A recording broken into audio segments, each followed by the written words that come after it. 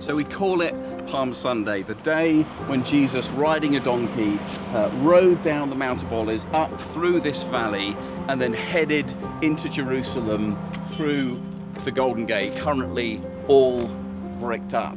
But this is where it all happened. And the Jews that were waving their palm branches that day, singing, "Hosanna, blessed is he who comes in the name of the Lord," as Jesus entered Jerusalem, they were no doubt all expecting that he was going to make a dash for Herod's palace and challenge the establishment. The last thing they expected him to do was to turn right and go to the temple. And that's that famous scene that we all know so well, when Jesus goes into the temple and he turns over the tables and he says, "My Father's house is supposed to be a house of prayer for all nations, and you've turned it into a den of thieves."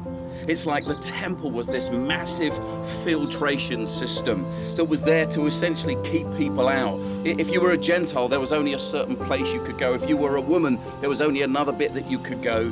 And if you were deformed in any other way, or if you were sick or suffering in any other way, the temple was off limits to you. This filtration system where only the high priest could ultimately go into the holies of holies. And when Jesus turns over the tables, he says those words, "This house is supposed to be a house for all nations, for all people."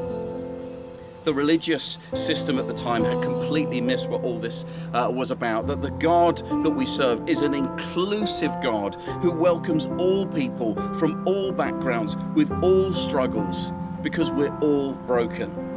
There's a lovely moment in Matthew's Gospel that tells us that when Jesus completes his temple turning over adventure, then the lame and the sick, those who had been barred from the temple system for so many years, finally got to come in, and he healed them. That's what Jesus does. He includes all people.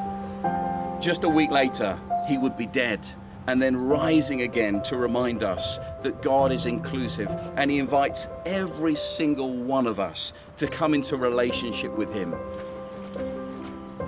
So there's no more need for any of these temple systems.